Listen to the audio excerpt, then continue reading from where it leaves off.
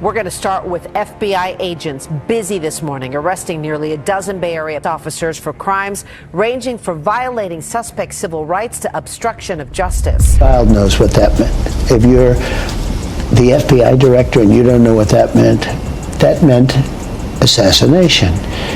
And it says it loud and clear. The cartels are all suppressing methamphetamine tablets, and these look exactly like an Adderall pill. Fake pills, fentanyl sticks, methamphetamine. Crystals, these are from Mexico. These are just some of the 500 pounds of drugs seized in a federal crackdown on the Sinaloa Cartel. Think about a big backyard swimming pool.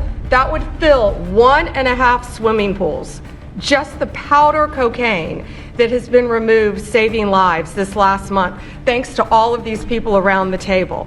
2,300 kilos of fentanyl powder and 2.1 million fentanyl pills off the streets. And as the president said, more than 1,000 illegal guns. January 15th, 2025, Phoenix, Arizona. FBI Special Agent Rachel Torres stood outside a newly constructed gated community called Desert Vista Estates. But what FBI had discovered would turn that dream into a nightmare. Every single home in this development, all 234 of them, had been built with Sinaloa Cartel money. The developer, Marcus Valdez of Apex Development Group, hadn't used bank loans or investor capital. He'd used drug proceeds. And Desert Vista Estates was just one of 9 housing developments Valdez had built across Arizona, Texas, and New Mexico over 6 years. The cartel had invested $2.8 billion in drug proceeds into American real estate, literally buying up neighborhoods while cleaning their money through legitimate-looking property sales. Homeowners who'd purchased these properties had no idea they were living in cartel-financed houses. Renters in apartment complexes didn't know their rent payments were going to cartel shell companies. And cities that had welcomed Valdez's developments as economic growth had actually been hosting one of the largest money laundering schemes in U.S. history. Want to see how the FBI dismantled a $2.8 billion real estate empire built entirely on cartel drug money? Smash that like button and subscribe to Truth America right now, because this story will show you how cartels are literally buying up America, one neighborhood at a time. This is economic warfare, and you need to see how deep it goes. Marcus Valdez founded Apex Development Group in 2016 with what he claimed was $50 million in private investment capital. Within 2 years, Apex had become one of the fastest growing real estate developers in the Southwest. But the private investment capital that funded Apex wasn't from legitimate investors. It was drug money from the Sinaloa Cartel, seeking to launder billions in proceeds from cocaine, methamphetamine, and fentanyl sales. Valdez had been recruited by cartel financial coordinators who needed someone with real estate expertise willing to build a money laundering infrastructure. The arrangement was sophisticated. The cartel provided cash through a network of shell companies registered in Mexico, Panama, and the Cayman Islands. These companies would invest in Apex projects, transferring funds through legitimate banking channels disguised as foreign real estate investment, a common and legal practice. Valdez would use this money to purchase land, construct developments, and sell properties to American buyers. Over 6 years, Valdez built 9 large housing developments, 234 homes at Desert Vista alone, 67 luxury single-family homes in upscale neighborhoods. Entire neighborhoods existed solely because cartels needed to launder money. Valdez recruited 34 associates into the operation, accountants who managed the shell companies, attorneys who handled property transactions.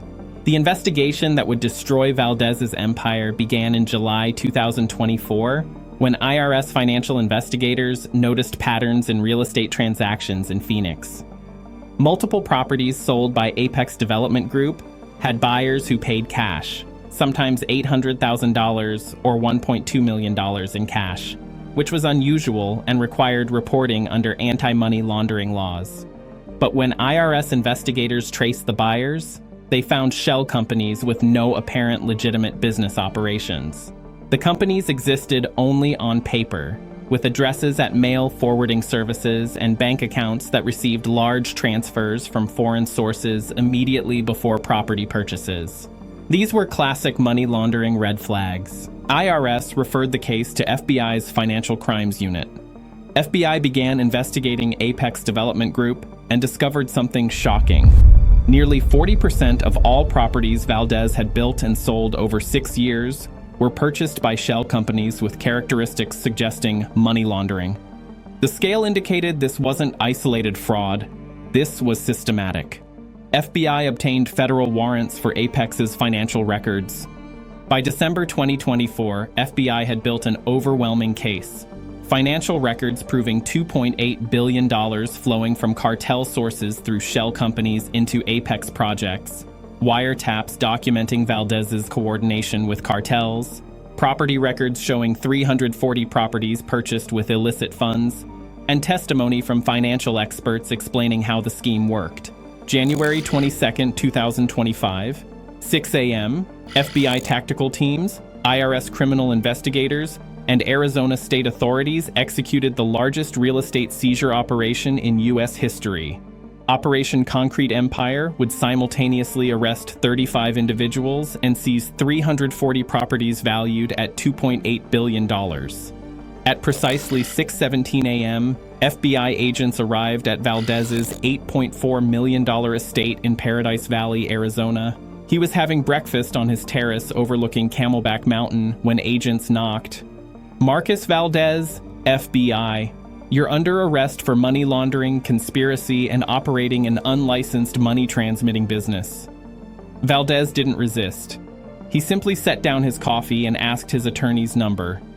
In his home office, FBI found detailed records of every property, every shell company transaction, and every meeting with cartel contacts. Valdez had documented everything, perhaps thinking it protected him somehow, or perhaps he simply couldn't resist tracking his criminal empire's growth. Drop a comment below. Should foreign shell companies be banned from buying U.S. real estate? How do we stop cartels from using our housing market for money laundering? And if you're not subscribed to Truth America yet, hit that button. We expose economic warfare that mainstream media ignores. Subscribe now. Simultaneously, FBI arrested 34 associates across Arizona, Texas, and New Mexico. Accountants, attorneys, sales agents, construction managers, all taken into custody at their homes or offices. Not one was warned, not one escaped. The financial impact was massive. FBI seized Valdez's personal assets, his $8.4 million estate, a $2.3 million vacation home in San Diego, luxury vehicles worth $1.4 million, art collection worth $3.7 million, and bank accounts containing $47 million. Total personal assets, approximately $63 million, all proceeds from laundering cartel money. January 23, 2025. Attorney General Pamela Bondi held a press conference in Phoenix alongside FBI Director Christopher Wray, IRS Commissioner Daniel Werfel, and FinCEN Director Andrea Gacki. Yesterday, federal law enforcement dismantled the largest cartel money laundering real estate operation in American history. Marcus Valdez and Apex Development Group built 340 properties, entire neighborhoods, using $2.8 billion in Sinaloa Cartel drug money. For 6 years, drug proceeds were converted into American homes, apartments, and commercial buildings. This stops today. Every property will be seized.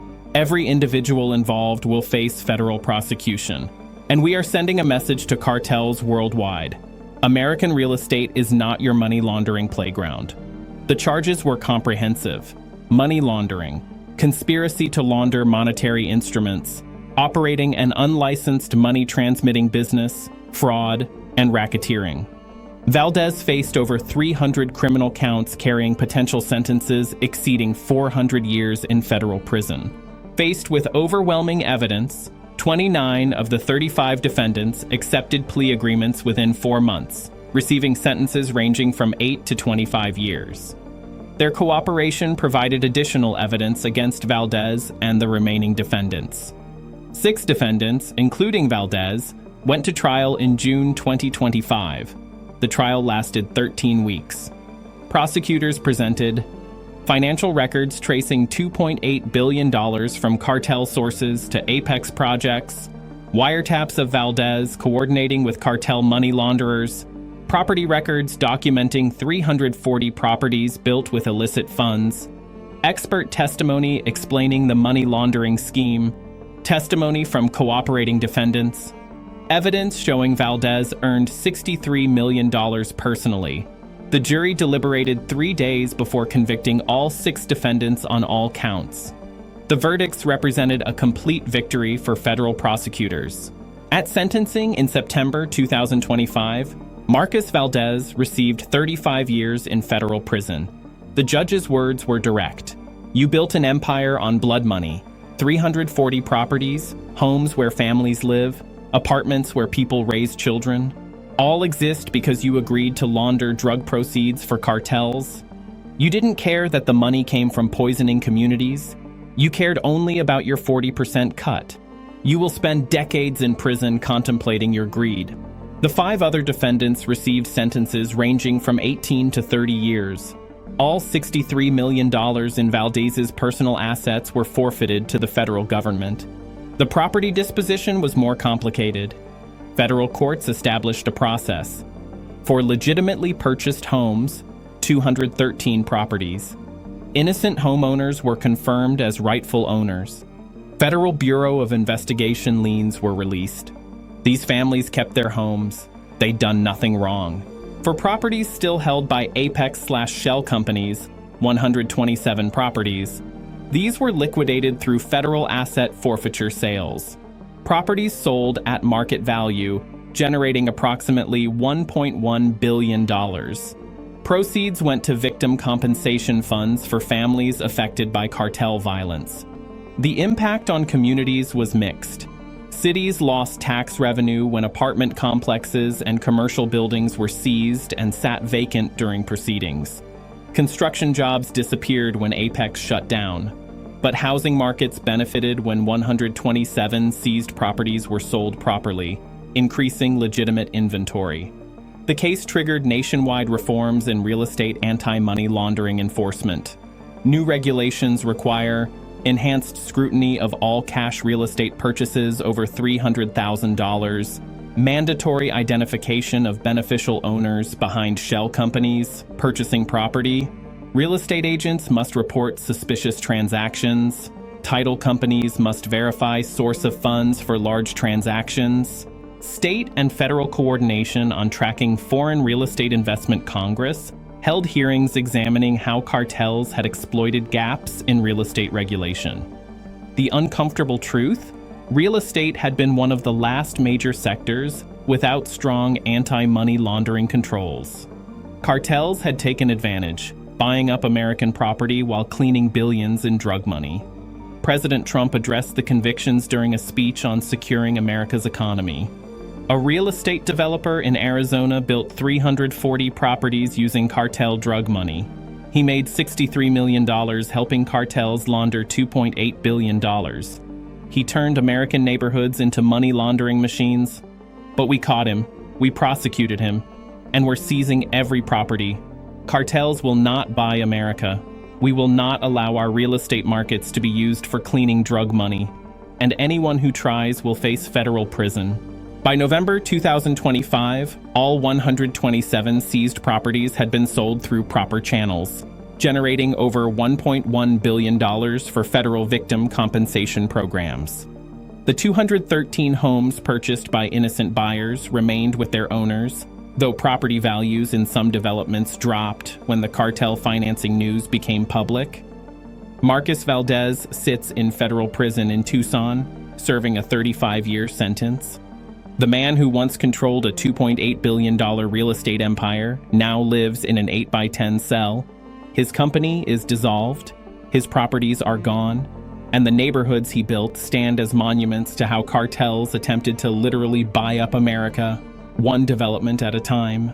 If you believe Truth America is essential to exposing how cartels are waging economic warfare by buying American property, then like this video, subscribe to our channel, and hit that notification bell. Share this with everyone concerned about housing affordability and who's really buying up neighborhoods. This is why we exist, to bring you the truth about cartel infiltration of American markets, the money laundering that hides in plain sight, and the federal operations that fight back. This is Truth America, exposing the economic invasion of our country. We'll see you in the next one.